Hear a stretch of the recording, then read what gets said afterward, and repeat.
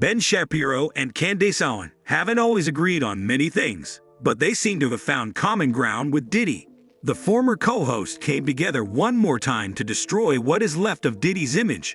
P. Diddy, or Daddy, or Puff Daddy, or Diddy, well, whatever his name is today, his LA area home has now been raided by the feds. In fact, multiple of his homes were raided by the feds. TMZ grabbed footage of the homes being raided.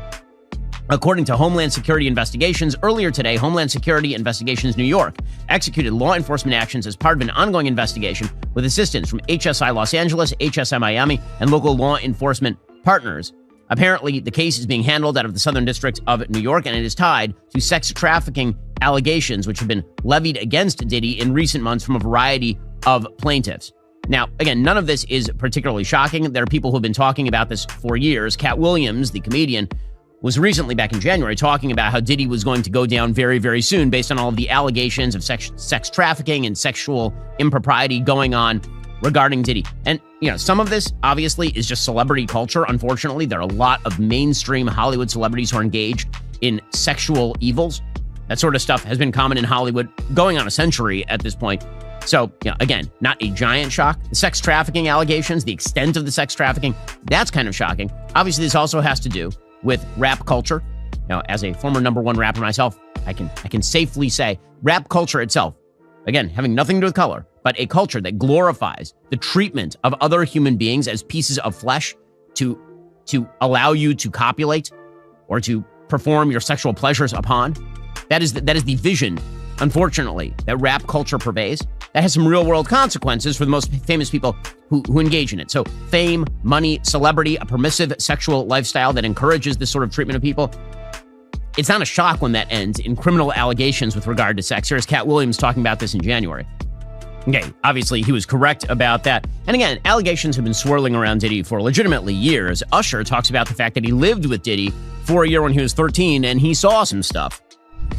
Puffy's place was like just filled with chicks and orgying like nonstop, right? No, not really. I mean, but hey, it was curious. I got a chance to see some things. Yeah, but you were 13. What were you seeing? I went there to see the lifestyle, right? And I saw it, and it was, but I don't know if I could indulge and understand what I was even looking at. It was pretty wild. So nobody tried to, some woman didn't come along. I didn't say that. Okay. I didn't say that. What I did say is that there were very curious things taking place, and I didn't necessarily understand. Biggie Smalls was there. Biggie Smalls was there. Lil' Kim, Craig Mack.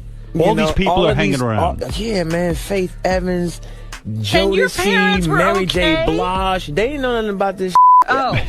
I was having a good time. Life. Yeah, it's pretty crazy. 14 years old. You're a dad now. Would you ever send your kid to Puffy camp? Hell no. I came in this business saying I was going to expose. When I talked about Michael Jackson, when I talked about R. Kelly, they canceled me for these things because why would you talk about another black dude? Race is not where the line is drawn. It's God's side and the other side. And we don't care nothing about the other side. Period. All of these big dick deviants is all catching hell in 2024. It's up for all of them. It don't matter if you Diddy or whoever you is. TG Jakes, any of them. All lies will be exposed. That's all. And anyone who takes that the wrong way, know why they take it the wrong way. Okay, so, again, Usher saying that way back when on Howard Stern's show. According to Forbes, there are a bunch of allegations against P. Diddy. Apparently, he has not been formally charged or accused by federal prosecutors of a crime at this point, although obviously that is coming. The rapper has faced a string of lawsuits starting when he was sued on November 16th of last year by Cassandra Ventura, a singer and dancer who alleged that Combs raped her in 2018 and subjected her to a years-long abusive relationship that included punching, kicking, and stomping on her and asserting complete control over her personal and professional life. That case was then settled later that month for an undisclosed amount. And then later that same month, another woman named Joy Dickerson-Neal alleged in a lawsuit that P. Diddy drugged her, sexually assaulted her, and secretly recorded the assault when she was a college student in 1991. And then separately that same month, an anonymous plaintiff accused him and singer-songwriter Aaron Hall of raping her and a friend in 1990 or 1991 after meeting at an MCA Records event in New York. And then he was hit with another sexual assault suit in December, accusing him of drugging and participating in a gang rape of an unnamed accuser in 2003 when the accuser was 17 years old. And then the most recent lawsuit, and the most kind of shocking lawsuit, was filed against Combs last month when producer Rodney Lil Rod Jones sued the rapper in New York, alleging that he was subjected to unwanted advances by associates of Diddy at his direction and was forced to engage in relations with sex workers that Diddy hired, according to Variety. Let's start with what Ben Shapiro had to say about this whole Diddy problem. The Daily Wire host is not surprised that Diddy is in the news for all these heinous crimes because the senses have been staring at him at least. So Combs obviously is denying all of this, but presumably, given the fact that everyone is alleging that there were tapes taken of this stuff, I would assume that that is one of the reasons why you are now having federal raids on all of P. Diddy's homes. His former assistant here claims he lived with Combs from September 2022 through November 2023, according to Variety, and was repeatedly a victim of sexual harassment from Combs directly and subjected to unwanted advances by associates of Diddy at his direction. In the suit, Jones said that he resided with Combs at several of his residences in New York, LA, Florida, and a rented yacht in the U.S. Virgin Islands. During his time with Combs, Jones said he recorded hours of audio and video footage of him and his staff engaging in seriously illegal activity. He says that he was subject to, quote, constant unsolicited and unauthorized groping and touching of his nether regions and was forced to work in Combs' bathroom as the mogul showered nude. He said that he raised the issues with another one of the assistants to P. Diddy, who responded, you know, Sean will be Sean, and that was his way of showing that he likes you, which is, okay. Among the claims in the suit, Jones says that he believes Combs drugged him February 2nd, 2023, and woke up naked in a bed with Combs and two sex workers. He alleges that Diddy was grooming him for sex and encouraged him to recruit prostitutes by asking him to wear a bad boy baseball cap at a Miami establishment to signal to any sex worker he approached that Combs was trying to solicit them. Wow, that is a pretty amazing allegation. I mean, if you're so well known for participating in the sex traffic that you can literally wear just a brand around and it's like a magnet to all the sex workers, yeah, I would say that there's a long history here. Also, Jones says that Combs flaunted guns, spoke of getting away with shooting people. Apparently, Combs said he was responsible for a shooting at a New York City nightclub in 1999 with another rapper. So, all these allegations have led to Diddy apparently now fleeing the country also. According to Zero Hedge, Diddy was caught on camera pacing outside of a Miami airport, and then apparently his private jet took off shortly after his homes were raided. So apparently it's unclear whether he's still in the country or whether he is not in the country. Nobody really knows at this point. Now, bottom line is that the feds obviously are going to fully investigate this. Now, you're seeing a lot of conspiracy theories out there today, and it's always the same people who participate. It is odd how if you believe one conspiracy theory, you tend to believe literally all the conspiracy theories. That is the way this tends to work. And all the conspiracy theories tend to center around unnamed, unspecified people who are manipulating the system. And it can't just be that there are evil people who are participating in many evil things at any given time around the world, is they all are in cahoots with each other and there is some grand master scheme. And that all this is a way of shutting Diddy up before he can speak about his paymasters. Okay, well, when the evidence of that emerges, then let me know. Alternatively, P. Diddy is an incredibly rich, incredibly famous celebrity who's been able to sexually gallivant as he pleases for literally 30 years, and then he got caught doing it in criminal ways, which seems pretty plausible to me. I don't see why you need a conspiracy theory to exactly explain that one. But for folks who are conspiratorially minded, the answer is always the same. There's a conspiracy that explains everything. That is, frankly, a very peculiar way to live. That there's always a monster in the closet lurking behind the real monster. Maybe Diddy is just the monster. Maybe it's just that. You don't always need a conspiracy to explain everything, folks. Any venom or sarcasm in his words or on his face. As a lawyer, Ben thinks that Diddy's time as a free man is fast coming to an end. And as a TV host, he just simply destroyed Diddy. Oh my gosh, where do we begin? All right, well, he's changed his name many times over the years. You might know him as Sean Combs, Puff Daddy, Puffy, Puff, P. Diddy, or just Diddy, the D, the I, the D, the D, the Y. Okay, well, there have always been rumors, and quite frankly, I always thought that they were conspiracies because they sounded crazy. First and foremost, rumors that he was gay. Also rumors that he was behind the killing of his quote-unquote best friend, the notorious B.I.G., and also that he had something to do with the killing of Tupac. Well, last year, things got interesting because Combs' ex, her name was Cassandra, she went by Cassie, and she filed a federal lawsuit against him in New York alleging years of assaults. Now, again, they dated for like more than 10 years, so she obviously was very close to him and knew his lifestyle. Her lawsuit contained graphic allegations that he raped her in 2018, that he physically abused her, that he intimidated her, that he made her have sex with male escorts while he watched. The lawsuit also alleged that he blew up another artist's car, his name was Kid Cudi, in order to stop him from seeing Cassie romantically when him and Cassie split up. I mean, again, all of this sounds insane if it's true. Well, Kid Cudi thought the accusations were true. He said, yes, that is factually what happened. But of course, Diddy denied those allegations. And he instead came out and said that Cassie was simply trying to blackmail him for $30 million. And by the way, that is plausible, right? We've seen tons of those instances, especially in the era of Me Too. But this one felt a little different because we're like, okay, but she's known you for a very long time. And these allegations are quite weird. But we never got a follow-up there because then he very quickly settled with her for an undisclosed amount.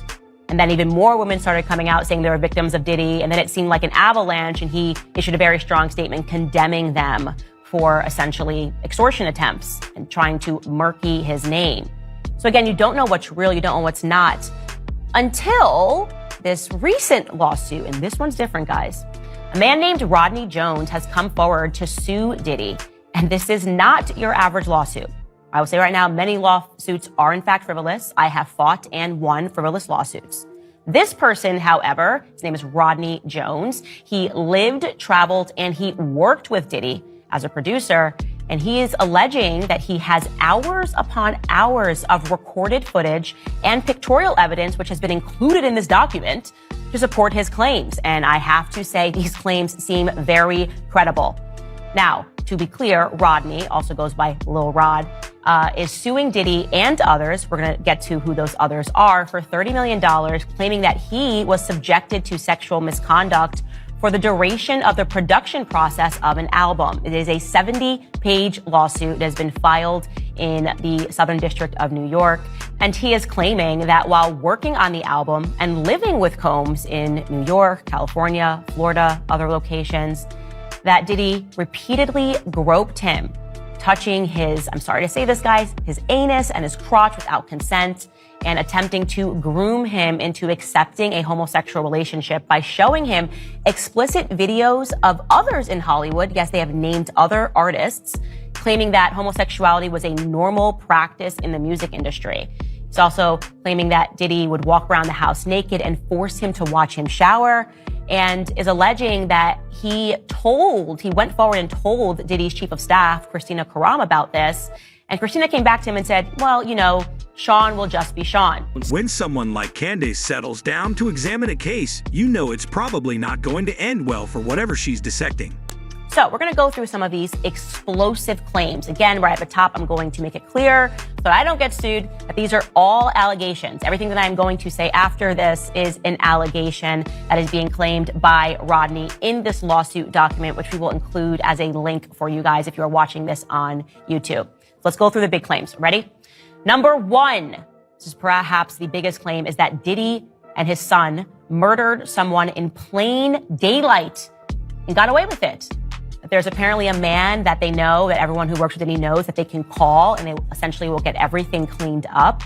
And they are implicating the LAPD in this madness because they produced fake reports. And he's got some real good evidence to back up these claims. He says that one evening, during a camp that they were running with several musicians, Mr. Combs and Jay Combs were in a heated conversation with somebody named G.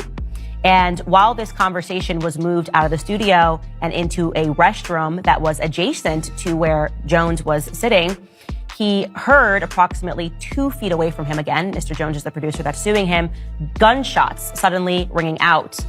He recalls hearing multiple gunshots. Mr. Jones immediately went into a state of shock and fear that he would be shot next. He genuinely believed that he would be shot through the door due to how close he was. After the shooting ended, a crowd gathered around the restroom. When the door finally opened, Mr. Combs and his son exited. G was lying on the restroom floor in a fetal position, holding his stomach and bleeding out of his leg and his hip area. Everyone stood around and looked up at him. Frustrated by the lack of aid that was being provided, Mr. Jones, the producer that's suing again, dropped everything, ran to the guy, and immediately began placing pressure. As he was applying pressure on his stomach, he realized that G was gushing blood from another area. He decided to lift G up and place him to sit on the toilet, and he asked the crowd to call the ambulance. Now, here is what is interesting. The ambulance does arrive, and Mr. Combs, according to Mr. Jones, Diddy gives strict instructions to inform the police that he had nothing to do with the shooting. He also forced the producer to lie to the police by telling them that G was shot while standing outside of the studio. And the police just believed this, despite the overwhelming evidence that this shooting did not take place outside of the studio and that it instead took place inside near the bathroom. He includes in his lawsuit this photo of the bathroom and we are blurring it here, of the blood in that bathroom. And then it is stunning because he also shows how the media then reported it, right? A fake police report was produced, and then fake headlines were the result. This is CBS News. Man shot outside party at Hollywood recording studio. The key word there is outside. How on earth could the LAPD be implicated in lying?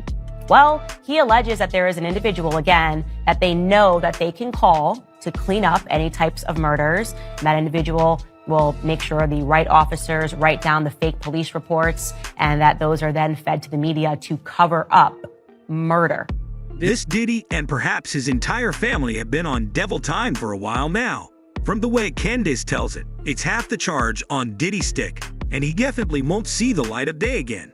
But that didn't stop the media's obsessive attacks against him. They still wanted people to believe that this man was a bad individual. And so they shifted their claims and they started revealing in so many articles, so many front page news pieces were written to tell the masses that Michael Jackson was a raging anti-Semite. It is a fact, by the way, that Michael Jackson did keep a list of people in the industry that he said were his enemies, okay? On that list were people that all happened to be Jewish. So it was lawyer Gloria Allred, music exec Tommy Mottola, Rabbi Shmuley Boteach, you may have heard of him, and I'm going to mention him later, Israeli illusionist Uri Geller, and also Michael Jackson's former manager, Dieter Wiesner. Now, to be clear, it was Dieter himself that revealed that Michael Jackson had this list, but he says that Michael Jackson was just paranoid, that Michael Jackson thought that these industry people were all colluding to try to ruin his life and to take over his life. And again, that was just Michael Jackson being crazy and being a raging anti-Semite. Well, Ian Carroll also investigates those claims as well. Take a listen. And yes, Jackson did say that the Jews are, we're probably referring to the Jews in the music industry, are like leeches and that they took everything from him and that they did it on purpose. But when you look into those allegations or those insults, you realize that because of his will that was probably fake and filed right before his death. So the will was signed on July 7th in Los Angeles by 3 witnesses. But Jackson's family pointed out that he was in New York that day and there's video proving it. So they changed their story, but the witnesses definitely saw it and it was just in New York. So anyways, because of this will, John Branca was put in charge of his estate, which included his net worth of $230 million, but far more importantly, his 50% share of Sony ATV worth $750 million. Yes, he was taking on Sony. He was going after the hand that feeds him. And when you look into John Branca, in 2003, Jackson fired Branca because he was siphoning money out of Jackson's accounts in collusion with Sony Music CEO Tommy Mottola and funneling it through a bunch of offshore accounts in the Caribbean. John Branca is Jewish, and Tommy Mottola is also Jewish. Wow. Did you guys know that? Did you guys know any of that? Because I certainly did, and I didn't realize that this was a conflict at the end of Michael Jackson's life, that suddenly they were alleging that he signed a new will and handed everything over to the very people that he was fighting, the very people that he was saying were colluding to take things from him, ended up, in the end, taking things from him, despite their remarkable mistake saying that he signed this new will in a place that he simply wasn't at. So yes, Michael Jackson's estate was transferred over to specific individuals who happened to be Jewish. Candace has obviously prepared and studied carefully on this case, and now she's going down the rabbit hole with the special Diddy case. Who would have thought that Michael Jackson would somehow be linked to this weird Diddy case? Well, here is explosive allegation number 4 coming from this lawsuit. that the person who sits at the top of this ring potentially is Sir Lucian Grange. He is the CEO of Universal Music Group. He is also being sued. He has also been named as well as Universal Music Group. And he is, as a fact, one of the most powerful men in Hollywood. He runs, again, Universal Music Group, which is huge. Well, Rodney, the producer, is alleging that when Lucian would visit Diddy's house, the two of them would go into Diddy's bedroom and be locked up in there for hours. What does that mean? What are we supposed to think of that? By the way, I looked into Lucian, obviously, because I was fascinated by this document, and I find it really bizarre that he completely changed his name. He used to be Michael G., the son of Cecil G., who was a huge tailor in London. I found that in this old article, The Guardian, the headline is "Forgotten and Overlooked: How Jewish Designers Dressed the Beatles and Changed Global Fashion." And in this article, there's a picture of Lucian. He was then, again, Michael G. He's sitting with his father, Cecil G. And it's just bizarre that also his father changed his name. In the article, it tells you that his father used to be Sasha Goldstein. So Sasha Goldstein became Cecil G., who gave birth to Michael G., who is now Lucian Grange. I mean, totally bizarre rabbit hole if you guys want to look into it. I just thought it was weird. I did a cursory search and found all of that. Perhaps most crucial, though, in the lawsuit is that unbeknownst to Lucian, Diddy also has a ton of hidden cameras all throughout his house, including in his bedroom, which would perhaps suggest that the blackmail runs both ways. Maybe he also has blackmail on Lucian Grange. Again, I don't know. I'm just telling you what's in this lawsuit and what we can derive from it if these allegations are true. And again, the fact that there are so many photos in this document at least proves that he does have evidence of some sort. Diddy is obviously a big deal in what is shaping up to be one of the biggest crime rings, but he is not, in fact, the biggest fish in the crime pond, which is quite worrying. Whoever is pulling Diddy strings is perhaps the scariest person of them all.